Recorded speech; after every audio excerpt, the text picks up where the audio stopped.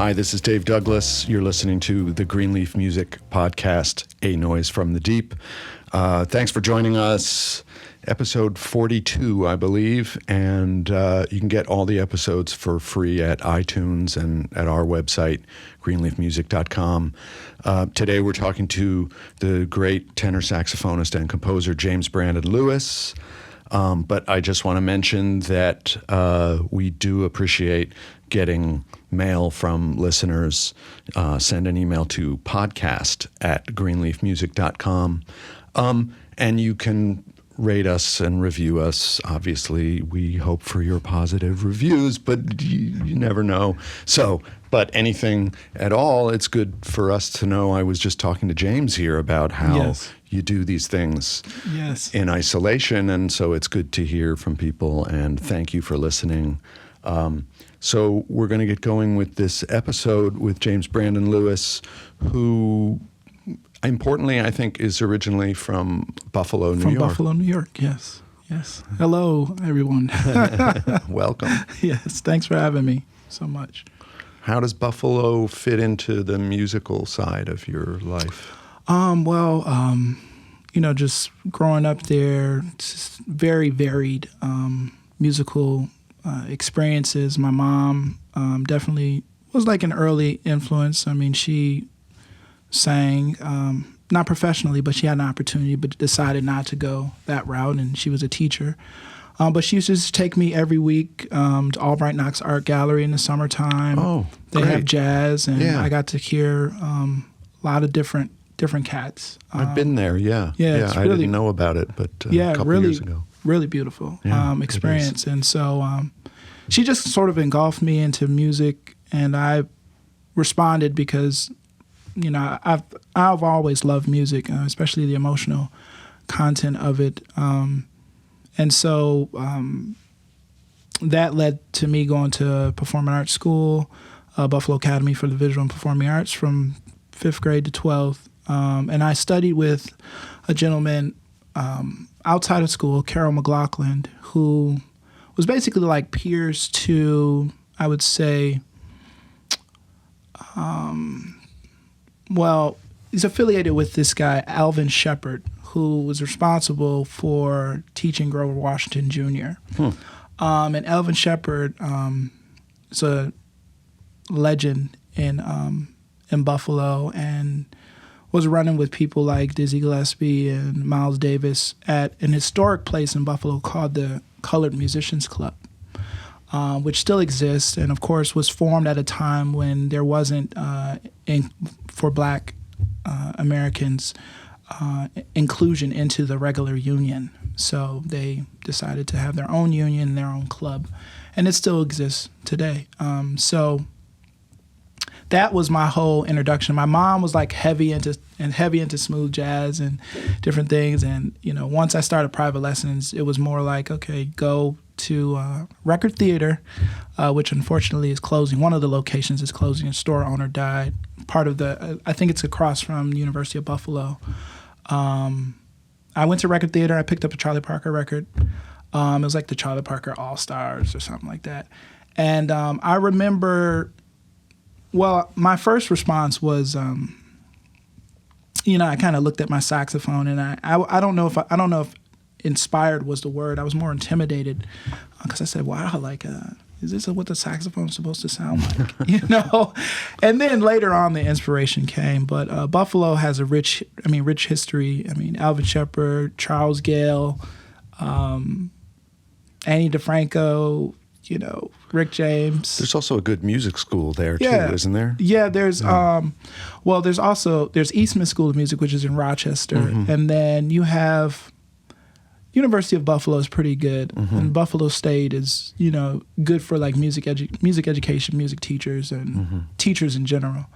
And I actually, before I went to Howard University. That's where I graduated. But before that, I was at Buffalo State College. Oh, okay. I was a music education major at the urging of my mom, who was a teacher. And that just wasn't the final chapter in the story for me. I wanted to leave Buffalo. I grew up there, and I needed that drive and that push. So I went to Howard, and I got that. Right. Yeah. And then you went to Cal Arts. And then I went to Cal Arts. Very different. Without Leo Smith. Very different. Charlie Hayden. Yes. So when I met you, yeah, a lot of people. But when I met you, you were still at Cal Arts, I think. I was at Cal Arts. I just finished when we met. I just finished my first year at Cal Arts. Okay. You know, because John Lindbergh was there. Oh, wow. Because he was subbing for Wadada, who was on sabbatical my first year. Okay. It was John Lindbergh and Don Moye. Amadou Don Wow. Moye. Yeah. That's great. 6 weeks of both, and it was great. Yeah. Yeah. Yeah. Yeah, and so that piece that we just heard, Reflection, from your album Moments, Yes.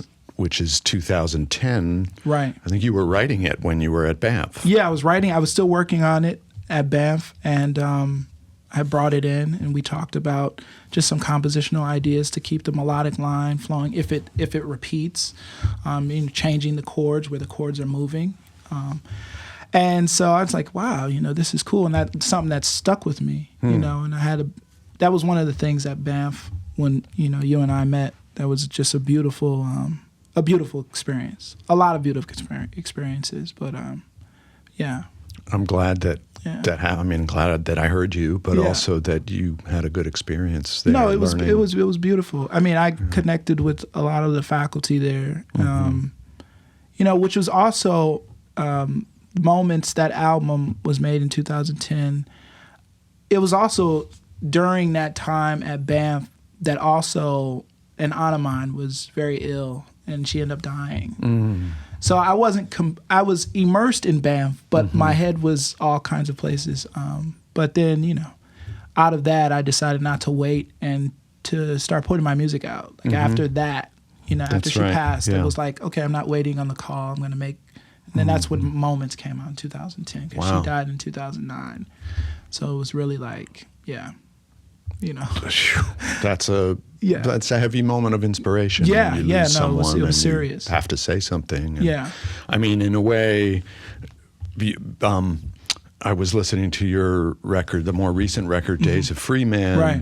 And you have these recordings of your grandmother, Pearl Lewis, talking. Yes. And Shout out to Grandma. Yeah.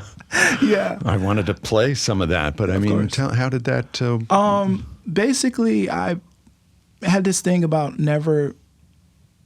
I don't want to forget what her voice sounds like, ever. And so it was just the holiday season, and she has nice things to say about you. She does. She does, and she keeps it real. Yeah. I mean, there was a lot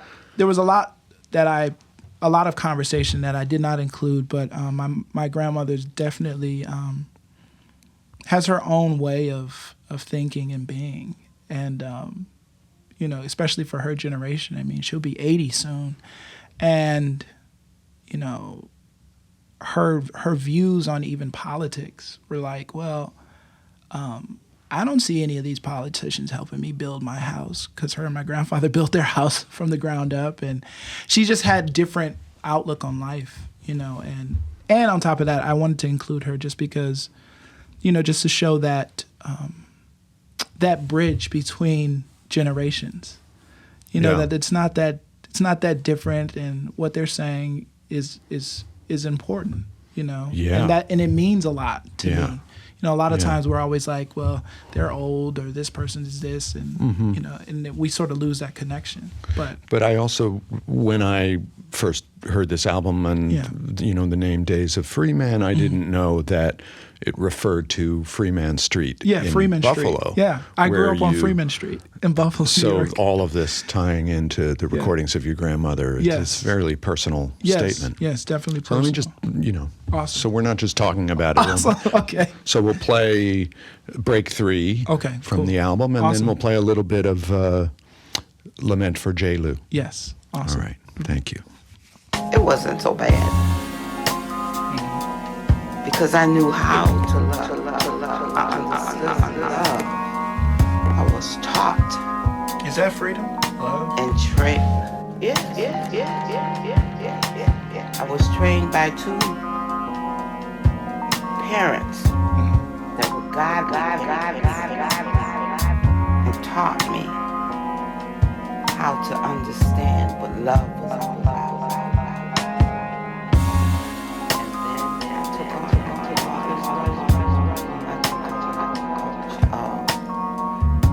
a wife's role, and I struggled through it. I went with the good, went with the bad, but I kept God on my side because I knew him by the age of 12, really the age of 9. And during that time, I was blessed because I had older people over me that we had. There was a lot of respect going on in the church.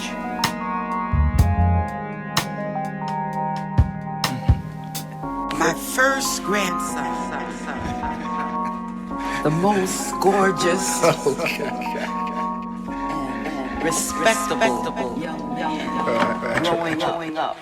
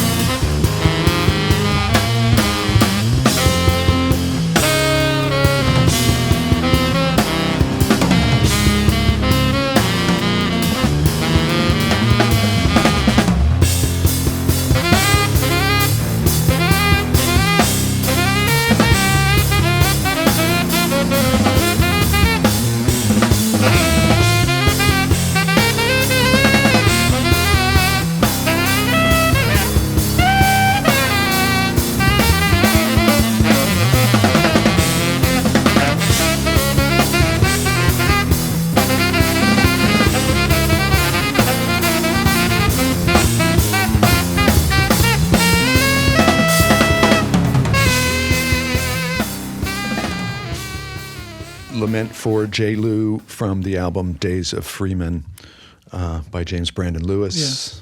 James, so Yes. now you have electric instruments in your Right. bands, That's and right. that's Jamaluddin Takuma, Right. Rudy Royston, Right. two of my favorite players. Yes, definitely. That's kind of a change for you, wouldn't you say? Yeah, it was definitely quite a change. I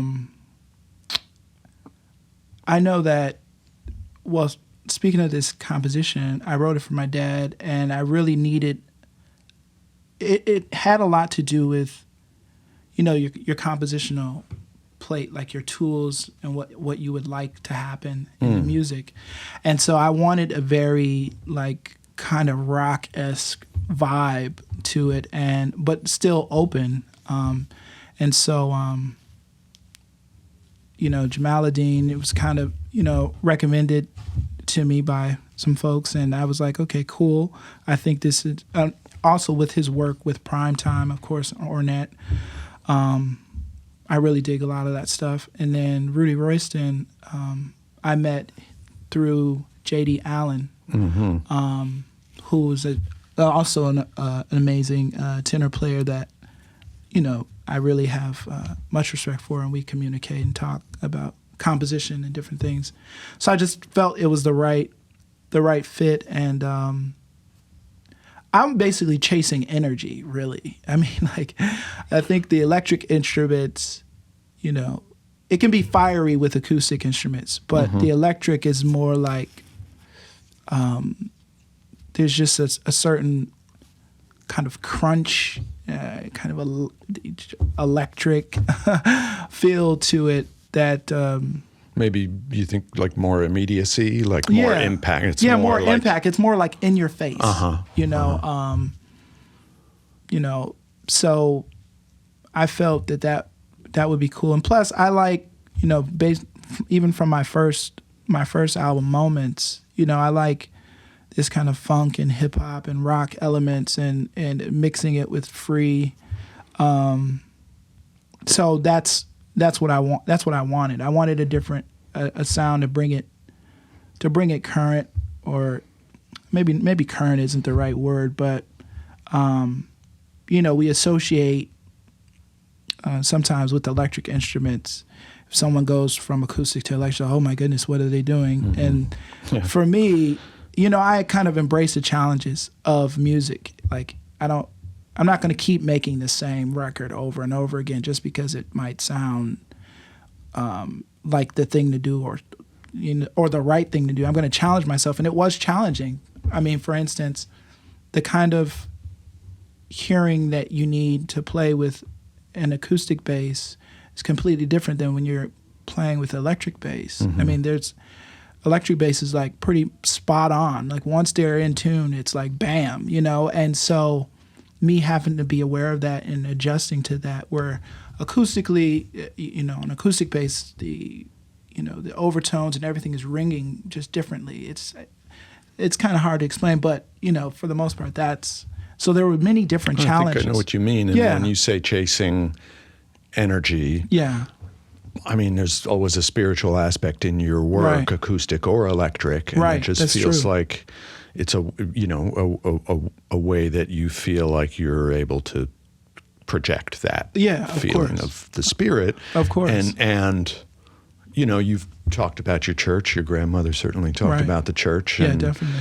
And it sounds to me like that's where your experience with music began. Yes, for sure. And that's still present in there. That's definitely still a part of my experience. But this chasing the energy in the church experience the spirit, versus chasing the Holy spirit Ghost. in the school school environment. You went to you had, let's say you had a lot of situations where you were around people who were able to guide you. Right, that's and true. Get that.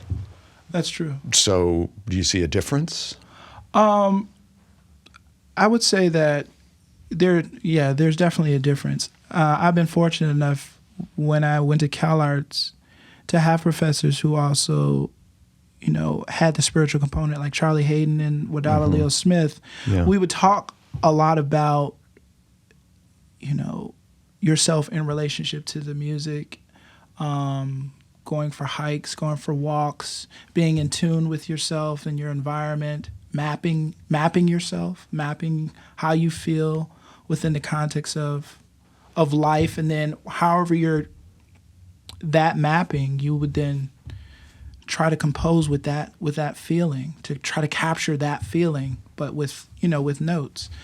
I think that the difference between school and church is, school is so far, sometimes for me at times felt so far removed from what actually goes on in life. Like I spent 2.5 years out of school after Howard. I graduated in 2006, and I think after that, that's when music as a philosophy, as a way of life, as seeing music and hearing music in your everyday life, is important. And I think, when I was going to church, you're a vessel for the music to pass through you. It's not really about you. There's music playing, but it's about the congregation, and it's about people bringing the good times, the bad times to service, but then to be uplifted. So it's less about you. It's like it's a selfless experience. So a lot of times when I came to church, if the minister needed to hear a specific song from the choir every week, it was not about whether or not you felt like doing it. It was more that everyone agreed that this is the vibration that we need to be in on a week-to-week basis. Right, and you're serving the community. Right, serving the community. With that music. Right, exactly. Where school is, it really is more of an I thing, and maybe that has a lot to do with, I got a lot of spiritual components from individual professors, but that has more to do with, you're going to school. Maybe your parents told you have to go to school, or now you have loans and so you're trying to get the best out of your I experience. But then things come full circle once you're out of school and you realize, oh wow, this is actually. Is that one of the things that led you to move to New York in 2012? I think there was a couple things that led me to move to New York. Number one, well, let's just put it like this. I think that I wasn't the kid who dreamed about moving to New York or LA, but surprisingly enough, I ended up in both of those places. But it was the encouragement of a few individuals. Matthew Shipp. I met Matthew Shipp in 2011 had another residency in Florida, Atlantic Center for the Arts. I just have to point out that I met Yes. Matthew Shipp in, oh my God, 1984. Oh, So wow. I guess that I dates was both one. of us. Okay, go on. Yes, Sorry, I just had it's to all good. It's all good. But Wadada Leo Smith encouraged me to move to New York, and James Newton, who I got an opportunity to work with.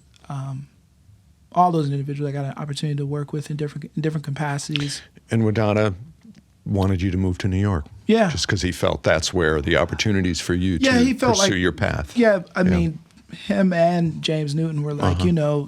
New York would be the place for you to go and do the kind of, eclectic kind of things that we hear you doing or trying to do in your music. And so, I mean, same thing with Matthew Shipp. When I was working with him, we talked about third stream music. We talked about many different elements of Dennis Sandoli. We just talked about all of these kind of different components. Mm-hmm. And actually, when I met Matthew Shipp, that was the first time. Speaking of changes, we go from Moments to Days of Freedman and Divine Travels and No Filter. All of those are trio albums. But before I met Matthew Shipp,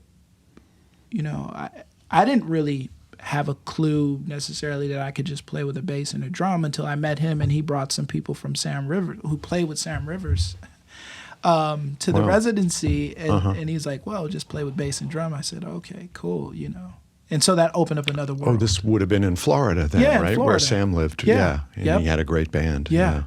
So that was Wow. cool, And then is that how you met William Parker and Gerald Cleaver? Yes, that's how basically there was like a 3-week residency, and we were studying and all this stuff, and I was playing with bass and drum, and the world kind of opened up to me at that point of like, wow, okay, I can control my melodic line. I don't have to have like a harmonic instrument like kind of dictating where I should go or comping, and it was just like the ideas were endless, or it felt like I like think that. this piece, Desensitized, is a really good example of Yes, that, actually. It definitely Because is. it's moving forward and, with the melodic direction. Right, definitely moving And forward. you and William it's very conversational. But Right.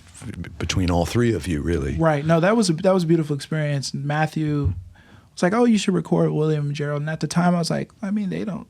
Why would they record with me?" But, but anyways, it happened. It was a beautiful, beautiful experience. And Desensitized is basically, I have like one motive, and then I repeat it where it almost sounds like it's 2 saxophones. What I'm trying to do is like enclose that first bum bum bum bum bum bum ba ba da ba da ba da ba ba da ba da. It's like I'm enclosing that first thing.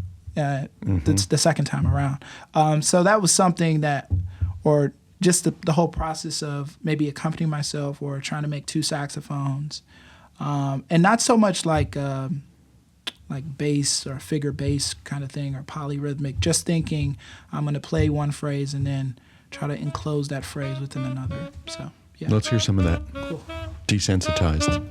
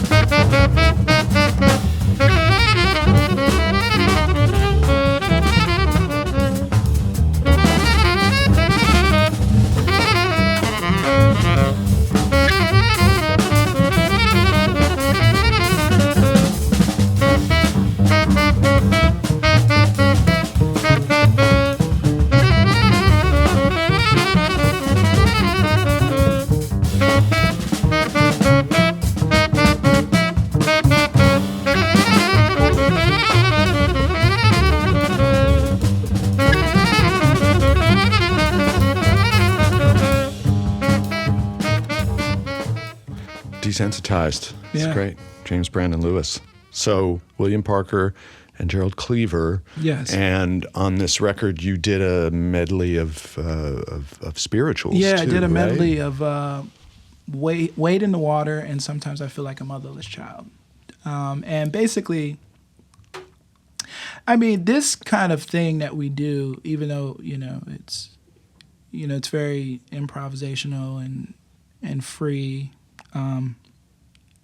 it really happens all the time at church.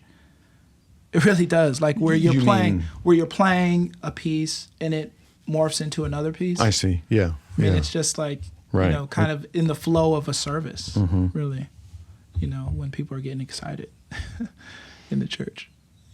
Yeah, but I think that maybe that's, in the church you're a part of this ceremony. Right. That's a celebration of that. Right. And then when we're out just playing music, not in the church, Right. we're also channeling the spirits. That's true. But sometimes from a very different place. I don't know. Right. Maybe not. That's true. But do you feel like you have to summon that same spirit, and do you work on getting yourself to that place? Yeah, I in the definitely try music? to get to that place Mm-hmm. all the time. I try to, get to that place of intention. I do work on a lot intention of a note. If I'm playing a long tone or whatever, and I'm trying to actually. Sometimes I do. I used to do this a lot when I was living in California. I would do visualization exercises where my feet are fully planted, and maybe there's a tree, so many feet away from me, and I'm blowing, and I'm actually pretending like I'm inches away from the tree, trying to blow and have that intention and feeling like the earth is pulling me down to give that weight to a note. But yeah, definitely, there's always intention with the note. Trying to figure out like if I'm sad or if I'm happy or I feel like I'm trying, or if I am calling out to God, like what would that sound like? I'm definitely conscious of that. I try to be in a very deliberate mindset when I'm playing, because it's not, I have fun and music is very enjoyable, Mm-hmm. but it's also, it's also serious. It's people who I've experienced. It's just like when I first met you, I knew immediately that, wow, this is going to be an amazing experience because, Dave is serious about music, and, everybody at Banff was very serious about music, and we had fun, but it was, there's just a level of intention. It's the same thing when I met Hank Roberts too, and he was very spiritual in his in his delivery of talking to the students. That's right. It wasn't about the notes on the page or getting it right. All that has a purpose for sure, but yeah, no, there's definitely some intention there.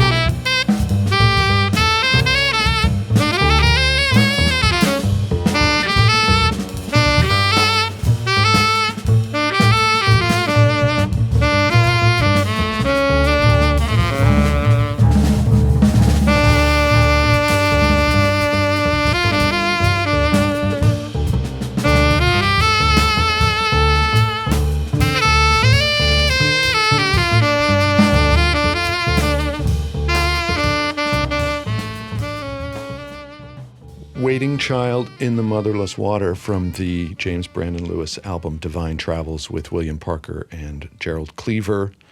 That's beautiful. Thank you.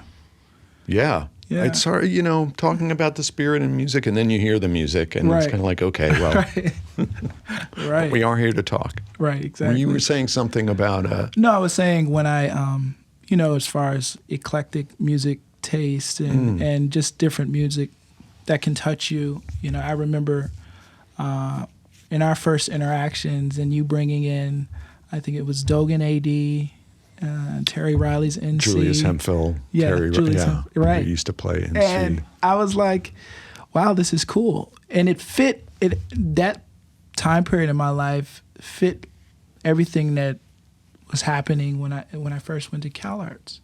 CalArts, I was exposed to, Harry Parch and, Terry Riley and just a different whole nother thing, But AACM. you were also a particularly attentive Right. person. Right, that's true. Which is when you're sitting in front of a group of 60 people and Right. you can see one person is like really Right. paying attention. Right. And, so you, and one thing I wanted to ask you is Yes. that I just heard you a couple of weeks ago at the Bergamo Jazz Festival. Yes. And I was helping out at the sound check, and Right. I said to the soundman, saxophone's it's kind of loud. And he goes, okay, I'll turn it off. He turned it off, and it was like just as loud. So Right. I don't remember that Right. back then. And so Right. you've done your sound is like enormous on the I've tenor done- sax. I've done a lot of long tones Uh-huh. and just a lot of tone work in general. I just, that's the From first. any particular method or teacher or book or Not any, just a combination of things over time. I've had a lot Yeah. of different professors with a lot of different concepts, and then I decided to take what I felt fit the most. wow, that's great. Like overtones and just a lot of long tones. Really, as annoying as that can be sometimes, it's really beneficial because then without a doubt, like how to channel that sound all the time.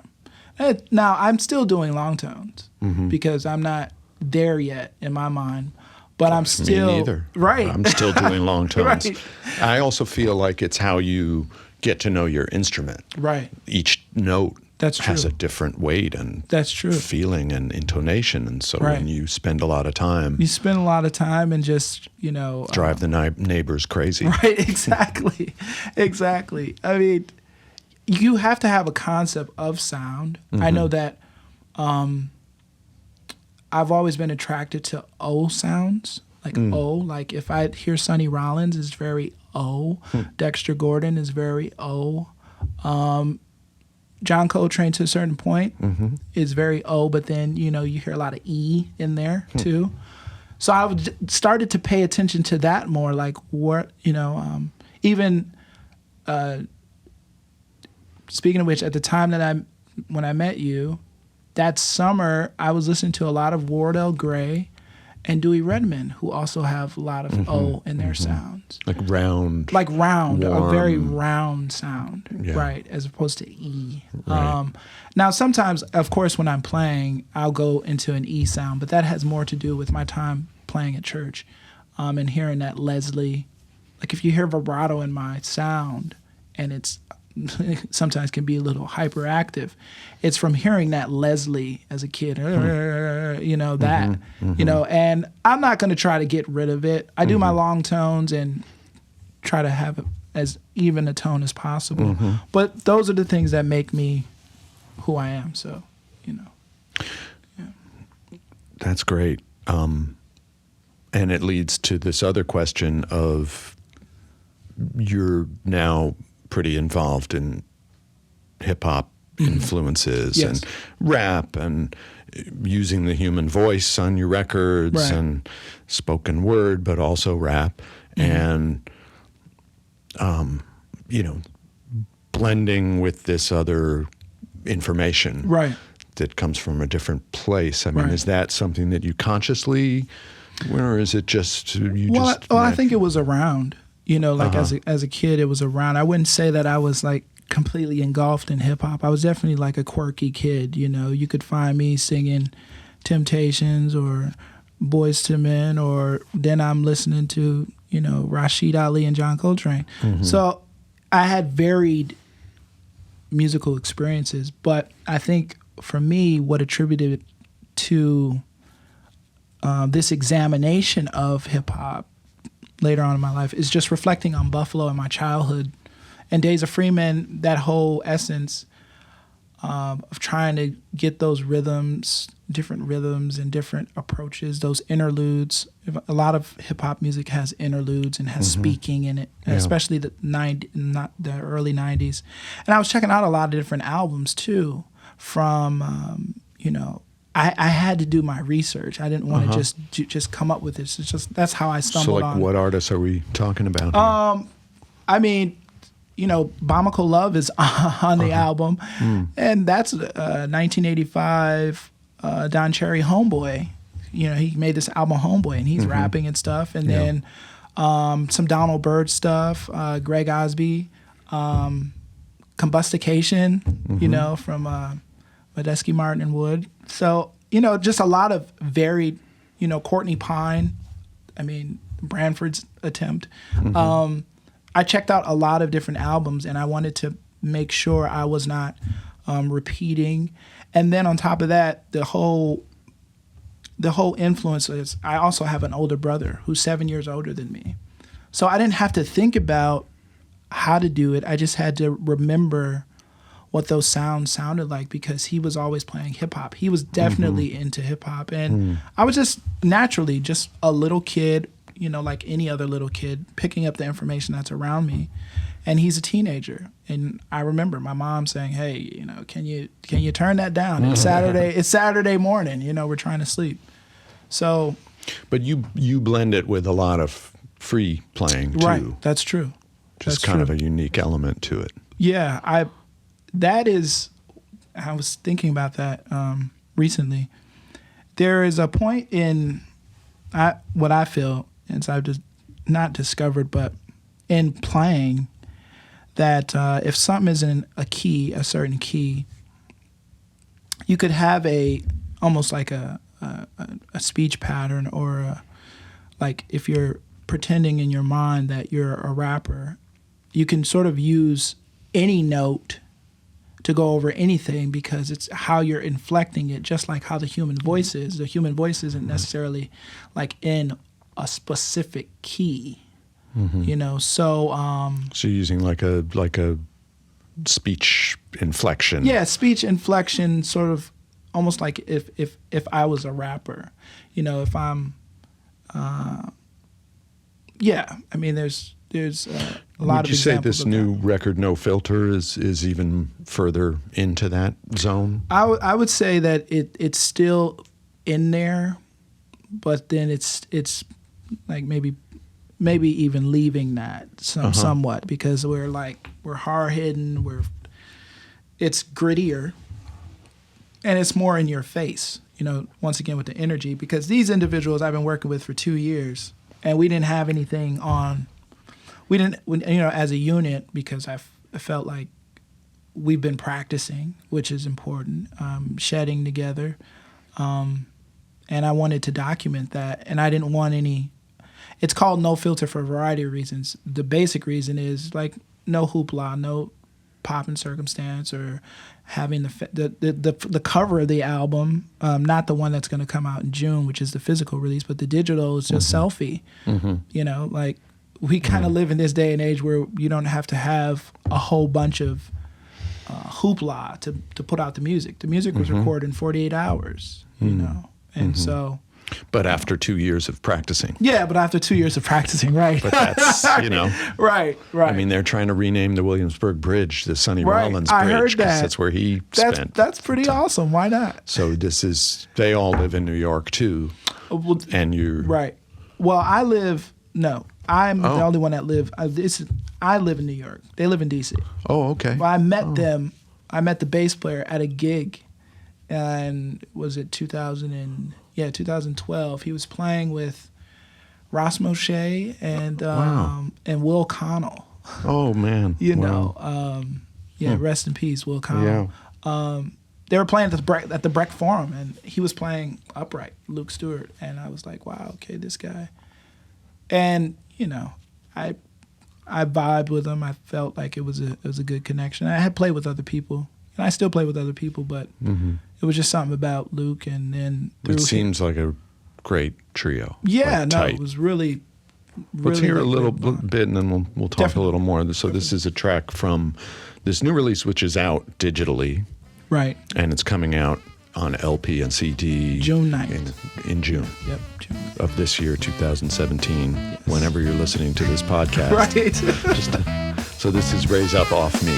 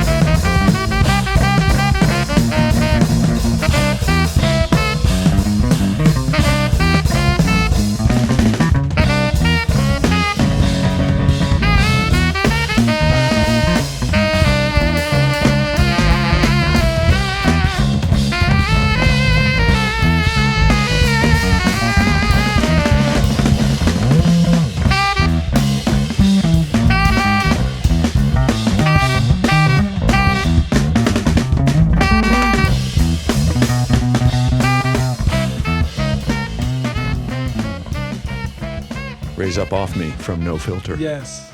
And that's Brandon Lewis. That's Warren Trey Crudup III on drums. I met him through Luke. You know, for those that are out there, I personally feel like it's important if the bass and the drummer are getting along, so they're friends. And I noticed that they had a connection and a vibe, and so It's so true. Yes.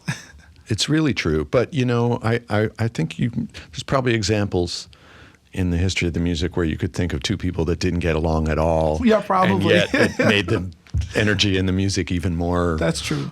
But in this case. In this case, I was like, okay, cool. Yeah. You know, that's awesome. But yeah. That's great. So what's next? What's Well, number one, just trying to get better on the horn, and well, you're playing with William Parker's quartet, yes, so that's yes, amazing. That's been an amazing experience, and I'm sure there'll be other opportunities to play with him, and hopefully other people. I'm just trying to grow and get better. I have some other music that I'm working on, and this Dvorak project that I told you about. That music, I was a part of a marionette theater and did the work of Dvorak in America. So that music is still out there, yet to be recorded, but that's the plan. That's trio music also. That's trio music too, but I might have some special guests or whatever, but I'm still working on the music along with some other music. And you have a duo with I have a duo with Chad Taylor, yes. And that, me and Chad started playing, I want to say maybe 2 years ago. like musicians do. Hey, you want to play? And Yeah. Yeah. we started playing, and Well, tenor and drums is a sound too. yes, I mean, it's a big history. Exactly. And I think our connection point with that was